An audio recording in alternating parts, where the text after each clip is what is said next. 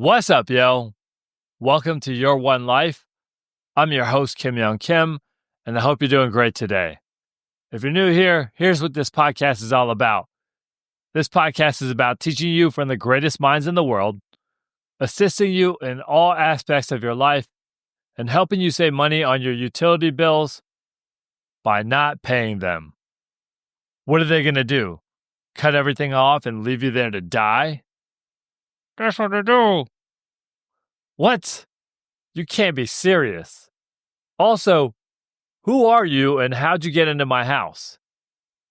Now, today's episode is going to be a bit different from the previous episodes I've done. Today, what I'll be doing is I'll be chopping up parts of the interview from my conversation with Bill Burnett. And this is just me doing some experimenting, but I would love to know what you think about it. Feel free to reach out to me on Instagram or my email, which will both be in the show notes. All right, so today's episode is with Mr. Bill Burnett, co-author of the New York Times bestselling books, Designing Your Life and Designing Your New Work Life. He's a professor at Stanford and also the director of the Life Design Lab at Stanford University. Now, I personally have purchased 22 copies of this book for friends and family. I believe it's one of the most important books you'll read regarding your life direction, and that's a hill I'm willing to die on. And here's the deal. There's a very good reason why Bill's TEDx talk has 10 million views. It's because it is life-changing and definitely something you should check out after listening to this interview. All right. So here's the spoken word intro I did for him. Let's go. Mr. Burnett, how are you doing today? I'm great. How are you? I'm doing fantastic. I'm super glad to have you on the podcast. I had, Mr. Evans, Dave on the previous podcast, and now I get you, and we're coming full circle. And I'm super excited about today's interview. Okay. Well, I'll try not to say the same things Dave said. Yeah. I think you'll be just fine. All right. So let me go ahead and get you introduced, and then we'll get rolling. His last name's Burnett, and it's clear he's top billing. Gets love and respect because he's kind and he's brilliant. Drops seeds of dreams neath the sewing machine of grams. His sketches started small but would reach him many lands eventually, and he mentally applied himself to win. And this is where the glory of his story begins. Put roots down in a town and he shot up from the ground. With a foundation that was amazing, he was raised Stanford strong. Lots of products that we bought up, he put his stamp upon. So address him very proper, because Luke, he is your father. He designed you in his mind like a vase inside a potter's, the cardinal design behind those action figures. And then he used his time to create something bigger. The first touchscreen PC, it was slated as greatness. Given many jobs from Steve because his work was top rated. Went from producing power books to one day writing them. Filled with great concepts and so much enlightenment of how to find your way to work that you love. And every graduation, he's flooded with hugs. A professor, director, and advisor to many. And he helps take students from arriving to sending.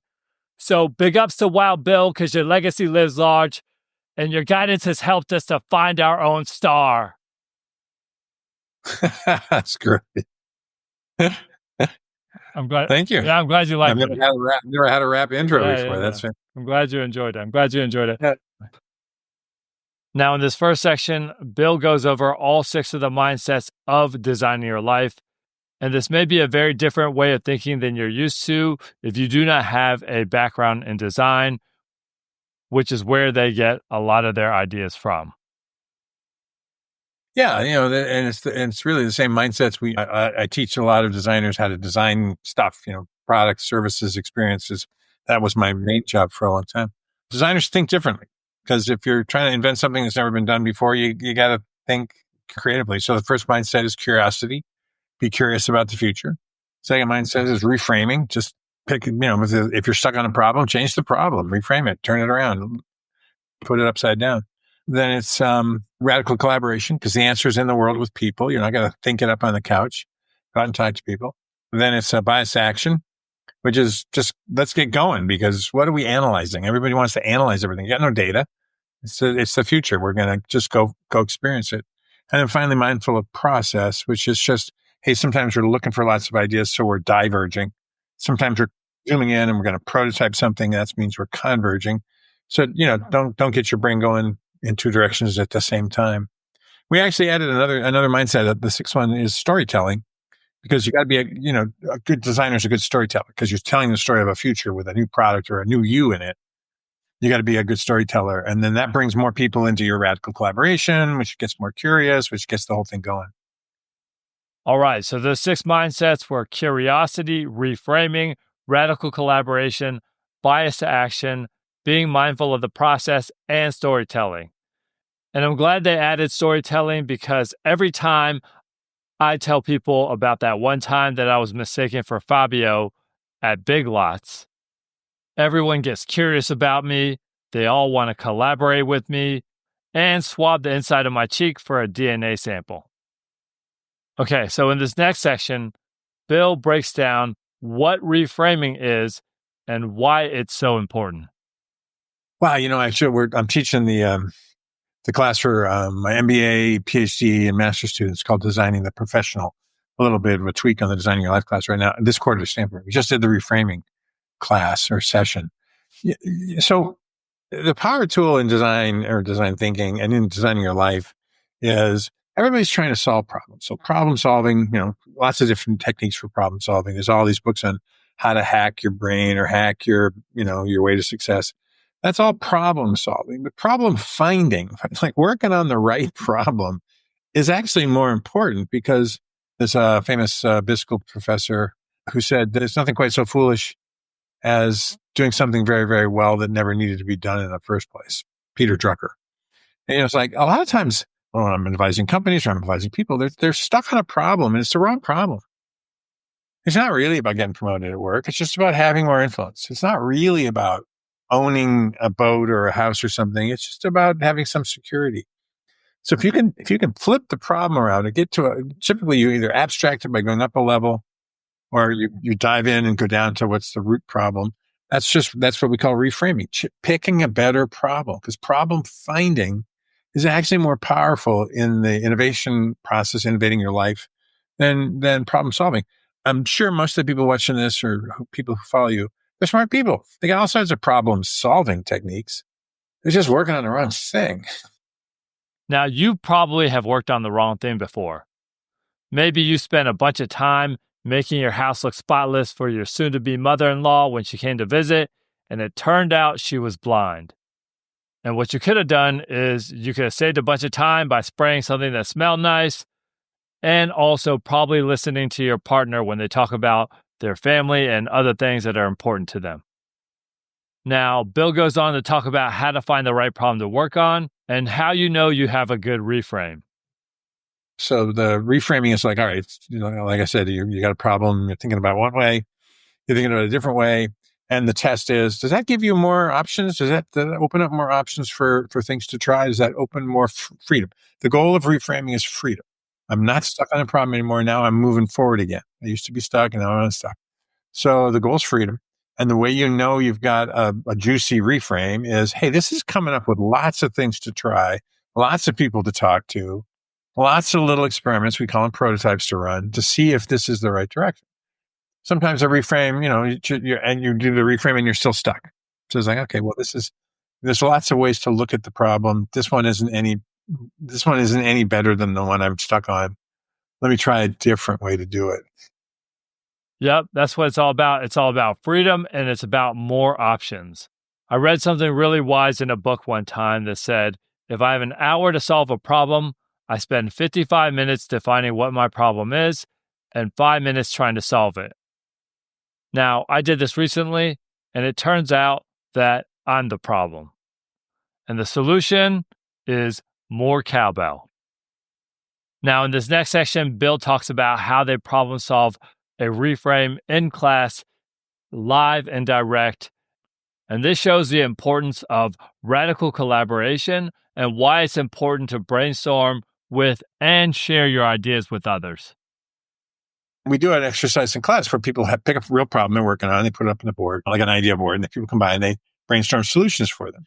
And in the first round, we say, who got good solutions? And most people didn't. And they said, well, Why? Well, the answers to too obvious, or the answers were too general.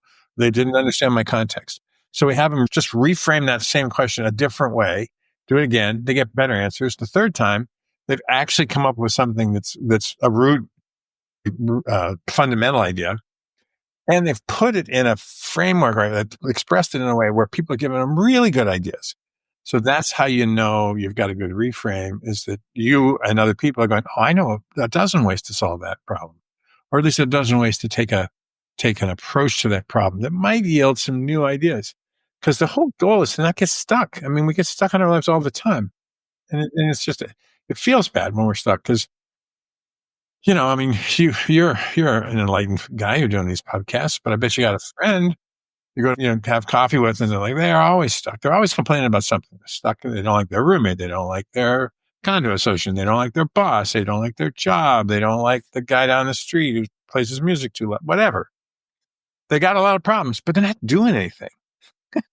So designers get stuff done. Get out in the world and do stuff. And when you're stuck, you got to reframe. Okay, so I'll go ahead and admit that there's a guy down the street who doesn't like me because I play my music too loud.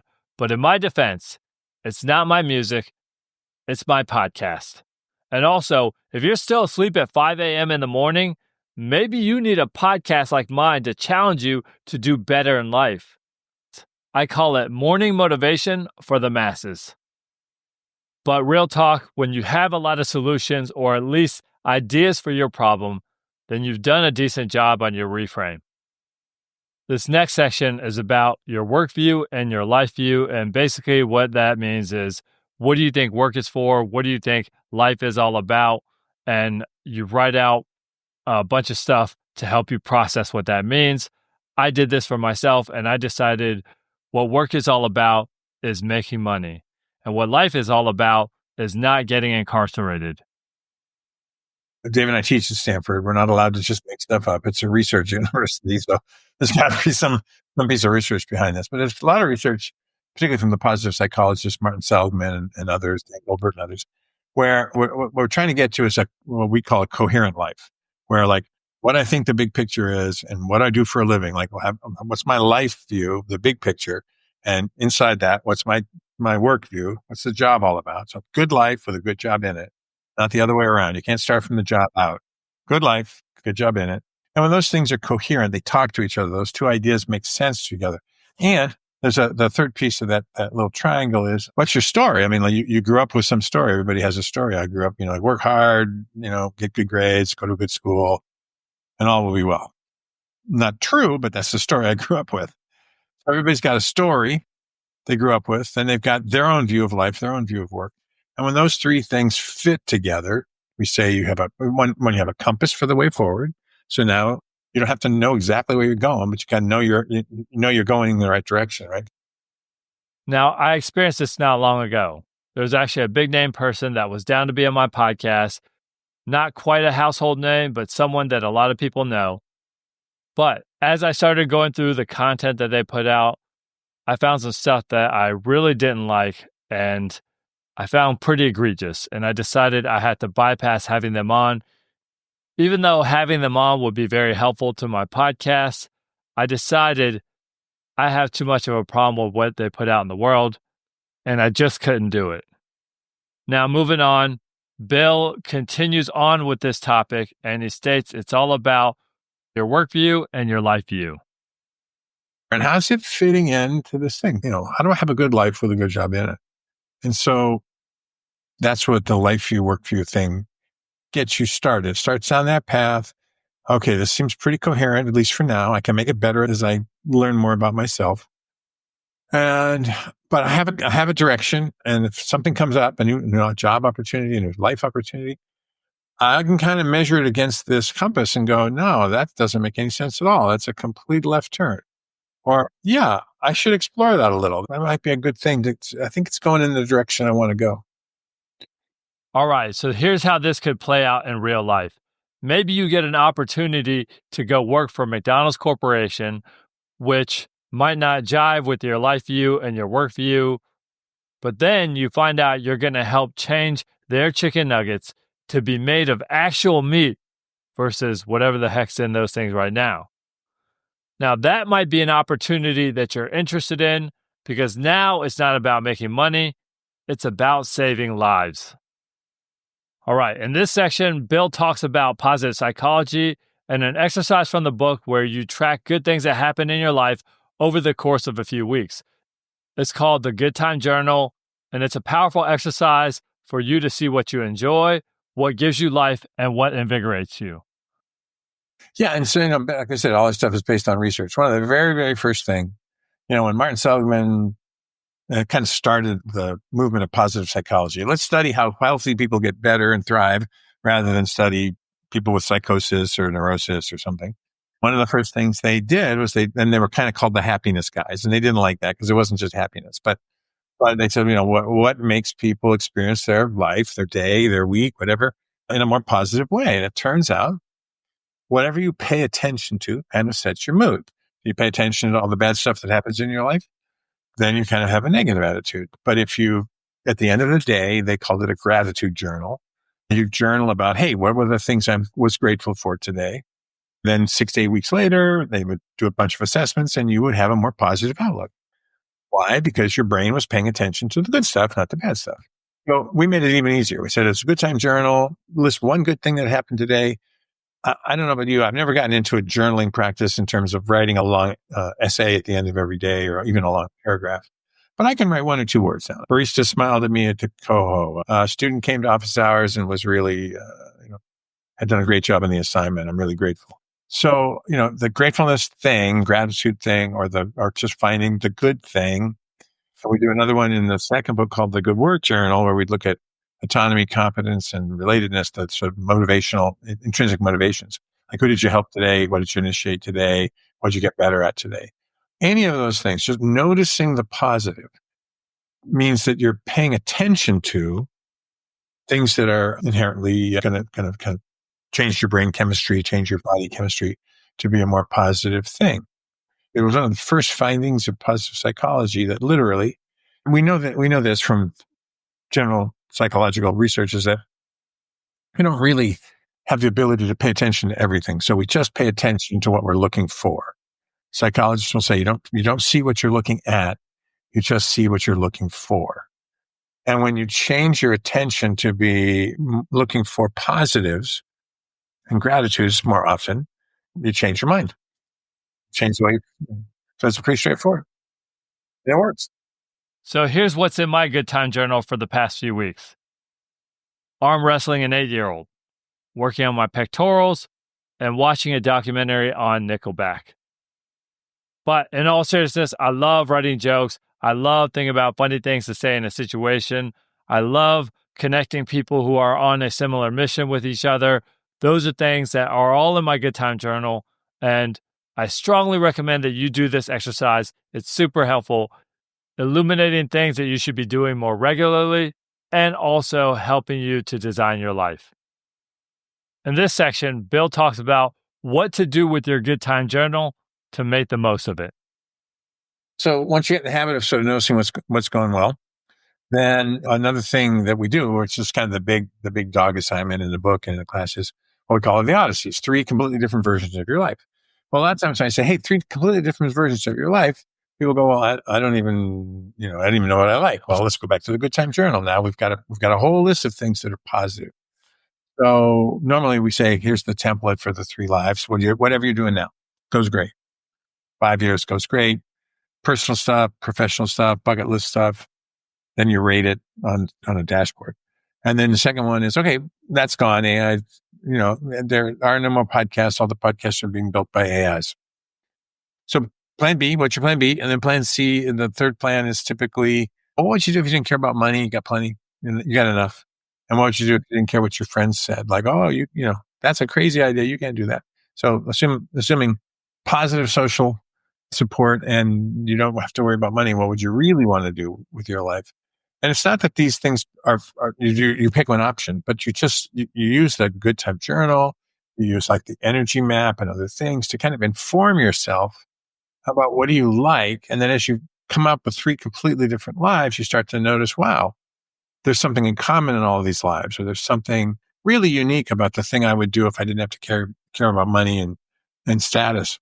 And those things inform what you want to try next. Again, you're not going to jump into one plan or the other because it's just a 30-minute exercise. But it tends to bring stuff up, particularly the wildcard plan, because when you don't have to worry about constraints, then you go back to, well, when I was a kid, I always wanted to be an astronaut. I wanted to be a test pilot. I wanted to be a singer. I wanted to be a whatever. And it starts to reawaken your curiosity. So curiosity plus good time journals plus energy mapping or balance mapping gives you information to start planning, 3 completely different lives, always 3, not 2. You never want to have false binaries, either A or B, always bad decision making when you only have 2 choices. Then you have 3, and then you get curious about, wow, this thing about the oceans keeps coming up. And one I got dive certified, another one I become a marine biologist, and then the other one I adopt otters for the Monterey Aquarium. How come the sea keeps showing up? I'm curious. Let me dig into that a little more. Because there's so much information in our unconscious thinking, but we just get in a groove and we just keep doing the same thing over and over again. So this is a chance to bust out of that groove. So your Odyssey plan is 3 different lies, and at least one of those 3 plans has to be crazy with no regard for social approval or money. And if you still find yourself dreaming of becoming an influencer without regard to either of these, BetterHelp is here for you. All right, so in this next section, Bill talks about designing your life in just a few words, and also tapping into your inner curiosity and your inner child. Once Dave and I were on a TV station and we were supposed to do an interview, like it was in Canada, Good Morning Canada or something like that. And somehow or other, our segment got cut from 10 minutes to 2 minutes. And you got to do your thing in 2 minutes. And we were like, we're professors. We can't do anything in 2 minutes. Well, either 2 minutes or you're off. So we came up with designing your life in 10 words. 10 words. Ready? I think it's 10 or 11 words. Get curious. Talk to people. Try stuff. Tell your story. Take your curiosity for a walk. Get curious. Talk to people. Try stuff. Tell your story. And it's a cycle. So you ought to be able to make some kind of a rap or something out of that. But I love the expression, like, take your curiosity for a walk, man. See what goes up. How you get? I mean, doesn't it seem to you that when you talk to some people that they're kind of sleepwalking?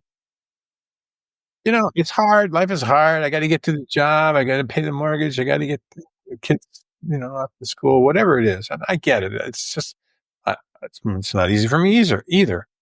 But man, if you just wake up a little, we're not talking, enlightenment sitting on a rock for 40 days or something. It's just like, get a little curious. But I tell you, I got a new grandson. Connor's 4 years old, turn 4 March 1. I'm going to be 4 in March, he says, Grandpa. I said, that's great. He's a curious little, hang out with 4-year-olds. You were once a 4-year-old, and you were as curious as could be. We walk down the street. It's like, Grandpa, look, and he drops to the ground. It's an ant. And we watch the ant for a while. But we walk a little bit more. Grandpa, look, it's a worm. Oh, it's a worm. Grandpa, look, it's a ladybug. And everything in his world is brand new and exciting. And I love that. I think I'm a curious guy, but when I spend time with my 4-year-old grandson, Connor, I realize, wow, my curiosity, they've shaved the edges off of my curiosity a lot. His is like wide open. The world is so cool. And you know what? It is. So let's back to that 4-year-old.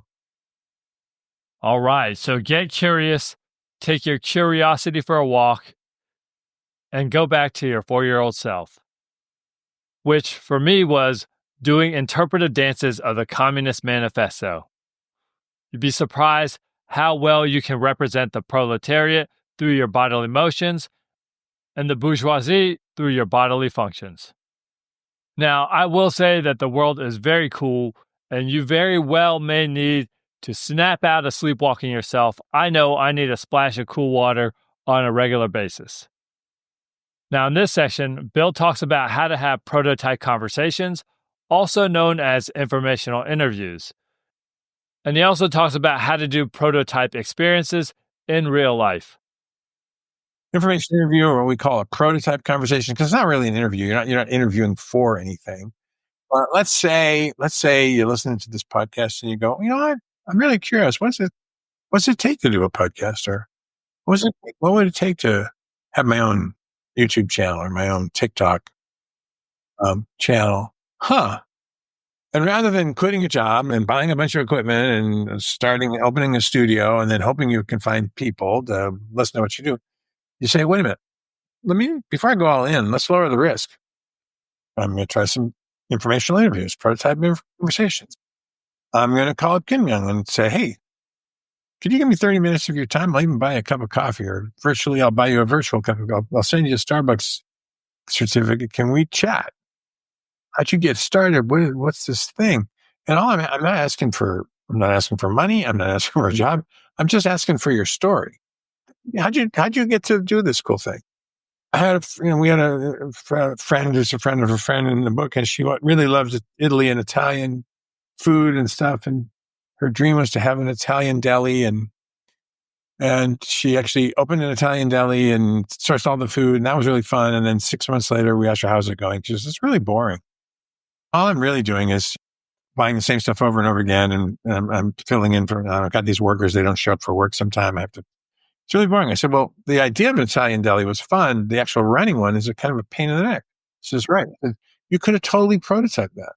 You could have just hung out with a friend who was a caterer.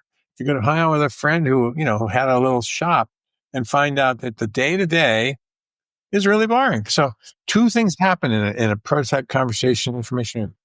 Either you go, wow, that story is really cool. Maybe I want to pursue this a little more. Because it's like time travel. Like, you're me in the future already doing podcasts with a big, I looked at your site, a lot of stuff, already in the can. So I can time travel, imagine what it's like to be you, and then think, would that fit me if I were in your situation? And I could time travel into the future of, I own this little Italian deli. It's got great food and everything else, but the actual running of it day to day is boring as crap. Either way, I learned something. And all you're asking for people to do is give you a little help, give you a little guidance. You're just asking for directions. Hey, I'm new in podcast land. How does this thing run? Hey, I'm new in running a shop or a deli or a thing. Can someone give me directions? And people love to tell their story. Prototype conversations is the most helpful practice, according to Dave Evans, the other author of the book. And hands-on experience is super helpful too. Interested in becoming a private investigator? How do you prototype this? Maybe you dig through your neighbor's trash and follow them around in your car all day. Boom. You're welcome. Now, Bill states that you can have a prototype conversation anywhere just by being outgoing and also thinking about yourself as a lucky person. And I've actually done this. I've struck up conversations with comics at comedy clubs. I met the lead singer of the Strumbellas at a car rental place, and through those conversations, I learned a lot in a very short time of what their life is actually like and how I actually didn't want either one of their lifestyles. In one of my lectures on luck, because it's good to be lucky. And there's this guy, Richard Weissman, a professor in the UK, who studied luck. And one of the things is that thing where you're standing in line at Starbucks and you strike up a conversation with the guy in front of you. And 40 minutes later, you've had this phenomenal prototype conversation or information interview. And, 30 minutes in, he's like, we've got some openings at my company. Are you interested in blah, blah, blah? Or, we're doing an open mic night for stand-ups. You want to come with me and I'll sponsor you? Like, you get in that conversation with random strangers, and good stuff often happens. Now, one of the big things in the book is the idea of keeping a positive mindset. And they literally have a chapter called Choose Happiness. And this is Bill talking about choosing happiness, about controlling your mindset, and about just being positive in general. One of the ideas in the books and stuff in the class is, look, it's about controlling your mindset. And lots of people talk about this. If you pay attention to things that make you happy, you'll be happier. You pay attention to opportunities that come by. If your peripheral vision is a little wider and you notice things that are coming by, hey, what? You can improve your chance of some, quote, lucky occurrence. being recognized and then acted on. So it's all about controlling your mindset. And it's not, and look, design starts in reality, cold hard reality. Where are you today? You need a job, You got laid off. We're not talking about some, magical manifesting the future, but just by thinking about it. We're talking about how do you actually make actionable change in your day to day, thinking, setting the bar really low in order to, make changes that are positive. And there's a lot of good psychology around behavior change. There's a lot of good psychology around how your mindset affects your health, right? And there's a lot of good, good research around sort of the basic way in which if you can perceive the world a certain way, then you have an advantage.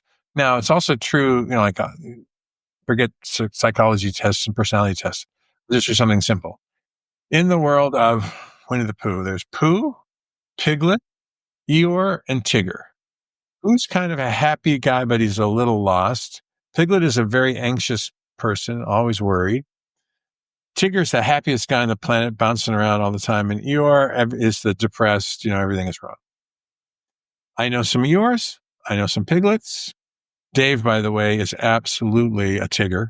Dave Evans, always bouncing. All the time, bouncing up and down.